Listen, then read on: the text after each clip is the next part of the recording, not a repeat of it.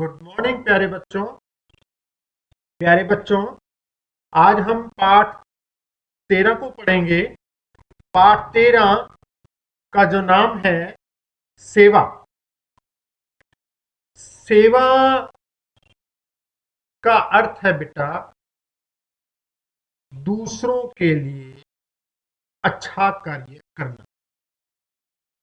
और ये कई रूपों में हो सकता है। सेवा धन से हो सकती है, सेवा तन से हो सकती है, सेवा मन से हो सकती है, सेवा विद्या से जो आपके पास सुलभ है उसका उपयोग दूसरों की भलाई के लिए करना सेवा कहलाता है। अब हम पाठ पढ़ते हैं बेटा। मानसिक साधना के 3 सोपान है। स्वाध्याय, रीडिंग करना, सत्संग, अच्छे व्यक्तियों का संग करना और सेवा। इस चैप्टर में हम सेवा को पढ़ेंगे।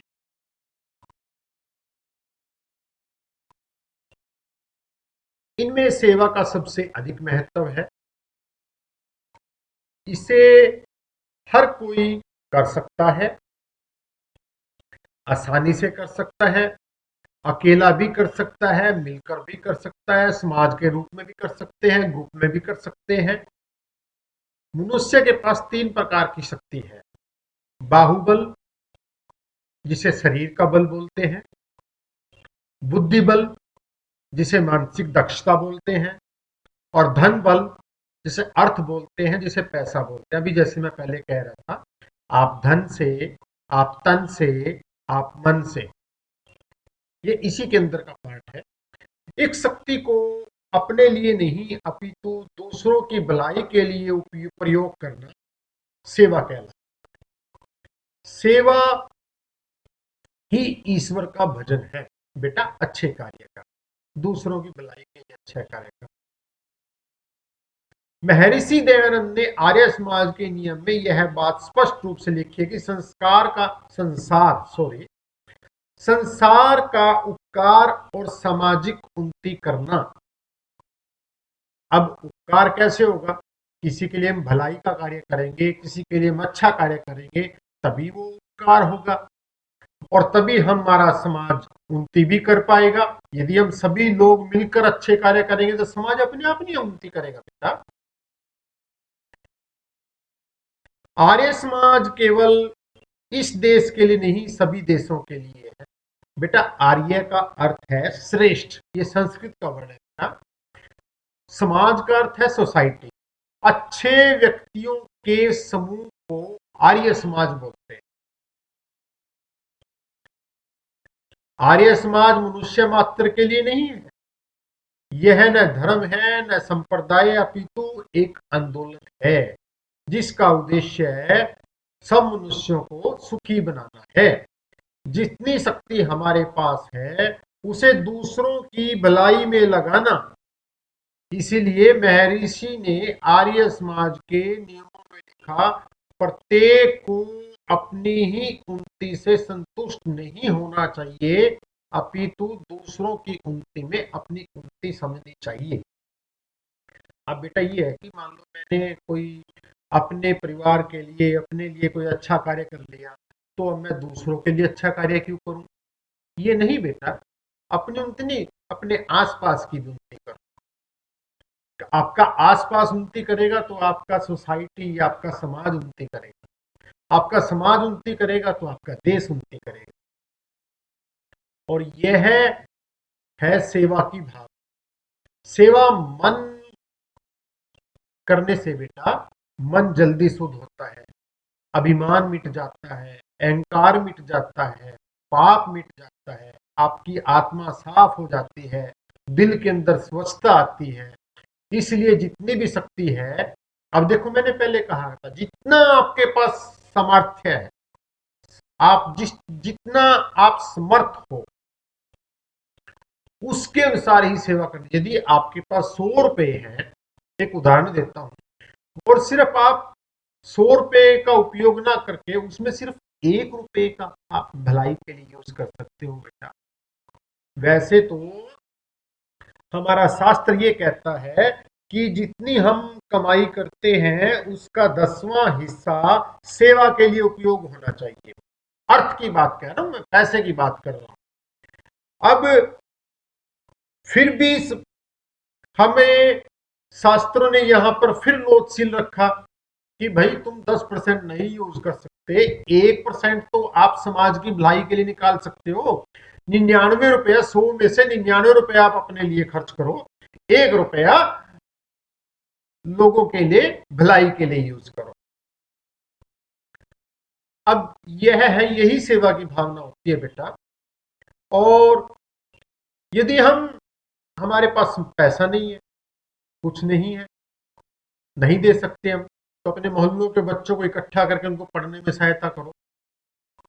जैसे आपके घर के अंदर कोई काम वाली बाई काम करने वाली आती है, कोई काम करने आता है और उसके बच्चों को पुस्तकों की जरूरत है, कॉपी की जरूरत है, आप वो हेल्प करो, वो सेवा है बेटा।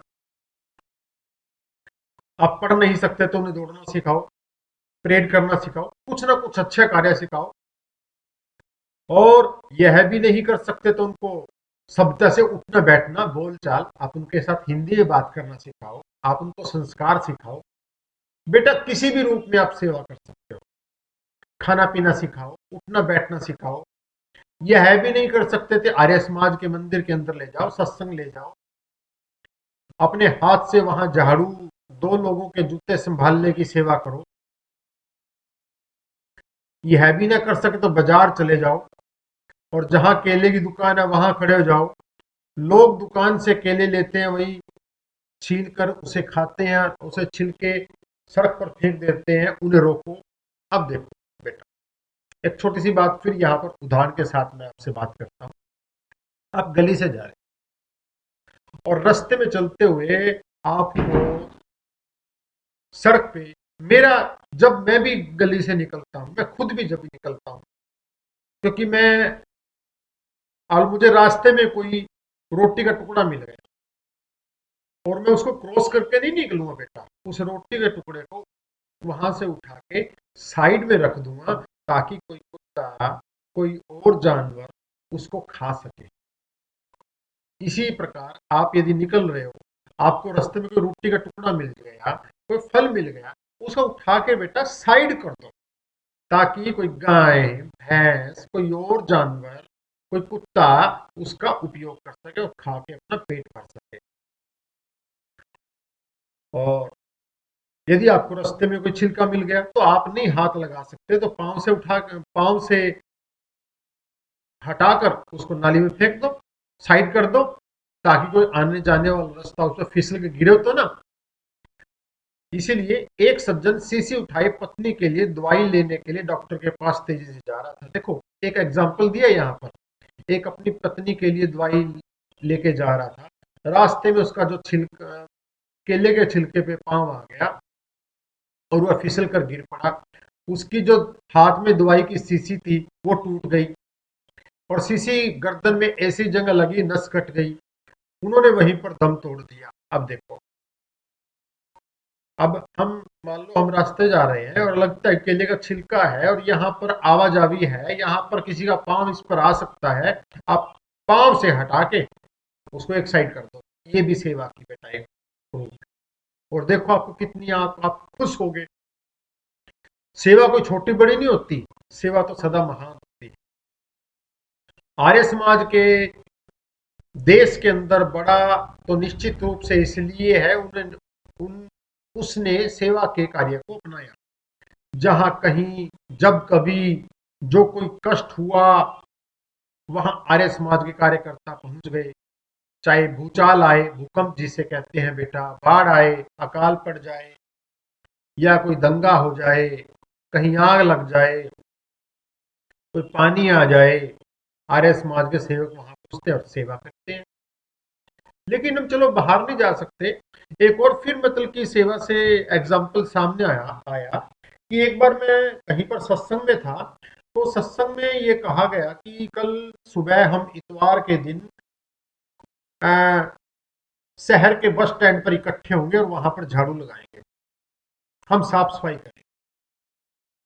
तो मेरे मन के अंदर विचार भी आया कि हम भी सुबह जाएंगे, लेकिन जब हमने देखा कि मैं घर पहुंचा, मेरे घर के आसपास ही बहुत कूड़ा करकट था। अब ये देखो, हम बस स्टैंड पर जाकर साफ सफाई करें और हमारे घर के आसपास कूड़ा करकट है। तो मैंने सुबह उठा 4 बजे के आसपास, अपने घर के आसपास साफ सफाई कर दी। मैं वहां तो नहीं जा सका, लेकिन अपने आसपास कर दी। तो बेटा, हम अपने आसपास भी यदि लगता है कि हमारे घर के आसपास है कोई कूड़ा है करकट, वहां से उठा के उसको डस्टबिन में डाल दो। ये भी एक सेवा का रूप है बेटा। इसी प्रकार आर्य समाज के कार्यकर्ता भी सेवा का कार्य करते रहते हैं। सार्वदेशिक आर्य प्रतिनिधि सभा के कार्यकर्ता भी वहां पहुंचते हैं। 1993 में महाराष्ट्र के भूकंप पीड़ितों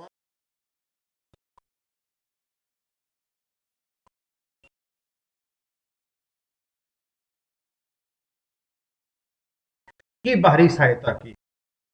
अनाथ हुए बच्चों की रक्षा एवं शिक्षा हेतु शोलापुर में बाल सदन की स्थापना की। बेटा, एक शोलापुर शहर है, वहां पर बाल सदन की स्थापना की, जहां पर अनाथ बच्चे पढ़ते लिखते हैं। सेवा से मानसिक बल बढ़ता है, मानसिक साधना पूरी होती है। सेवा मनुष्य को बहुत ऊपर ले जाती है, उसे मानसिक और आत्मिक सुख प्रदान करती है। बेटा, ये हमारा यहाँ पर चैप्टर फिनिश होता है। फिर भी मैं ये कहता हूँ कि सेवा तन से हो सकती है, सेवा मन से हो सकती है, सेवा धन से हो सकती है। यदि आपके पास धन है, धन से सेवा कीजिए, उसको दान दीजिए, उसको लोगों की भलाई में यूज कीजिए। यदि आपके पास धन नहीं है, आप तन से सेवा कीजिए।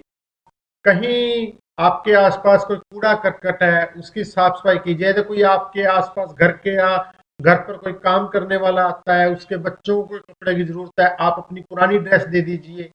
आप कॉपी किताब की हेल्प कीजिए। अब नवरात्रे आते हैं, हम बच्चियों को खाना खिलाते हैं, तो वहां पर आप स्कूल बैग दीजिए, किताबें दीजिए, ताकि वो उसका उपयोग कर सके। पेन की ज्योमेट्री दीजिए, ज्योमेट्री बॉक्स दीजिए, ताकि बच्चे उपयोग कर सकें। तो प्यारे बच्चों, यही है सेवा। तो सेवा का कोई छोटा रूप नहीं होता, ये अपने आप में महान होती है। तो नेक्स्ट वीडियो के अंदर मैं आपको इसके प्रश्न उत्तर के साथ मिलूंगा प्यारे बच्चों। Thank you. Have a nice